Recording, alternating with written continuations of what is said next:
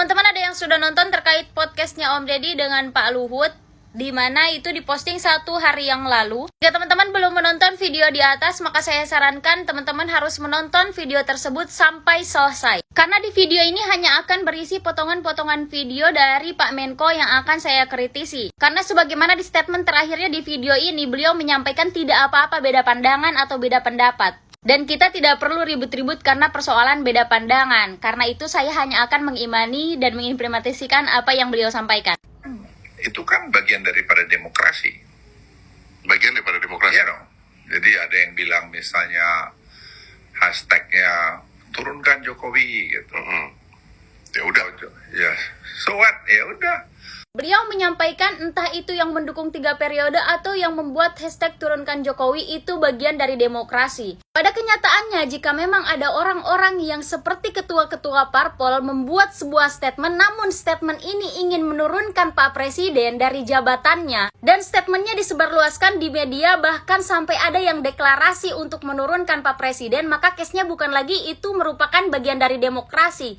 Tetapi itu sudah perbuatan makar, itu bedanya. Jadi menurut saya statement itu sangat keliru. Kenapa? Karena orang-orang yang mendukung 3 periode itu akan disebut sebagai bagian dari demokrasi. Sementara orang-orang yang ingin menurunkan Pak Presiden jika ada, maka itu akan disebut sebagai makar. Dan dengan alasan demokrasi, orang-orang tidak akan bisa dipidanakan, sementara orang-orang yang makar pasti bisa dipidanakan. Dalam video tersebut juga Pak Menko sempat menyinggung terkait Big Data, di mana di Big Data ini begitu banyak orang-orang yang juga mendukung untuk Pak Presiden ini 3 periode. Di mana Big Data ini beliau menyinggung dari Facebook, Twitter, Instagram, dan sebagainya. Pak, di sosial media baik itu Facebook, Instagram, TikTok, mereka bisa membuat dari 1 orang itu banyak akun. Apalagi jika mengingat dan menimbang begitu banyak buzzer-buzzer yang tersebar di seluruh platform media sosial, dan itu bukan rahasia umum lagi. Jadi hemat saya, jika teman-teman yang ingin mendukung 3 periode, tanya ke masyarakat secara langsung. Bukan mengandalkan sosial media yang masih bisa dimanipulasi. Kemudian beliau juga sempat menyinggung terkait bahwa Pak Presiden ini akan selalu taat dengan konstitusi. Sementara jika di pemerintahan sudah begitu banyak yang mendukung 3 periode ini dan konstitusi itu diubah, maka beliau akan menerima jabatan 3 periode ini dengan dalih taat konstitusi. Padahal yang masyarakat inginkan adalah beliau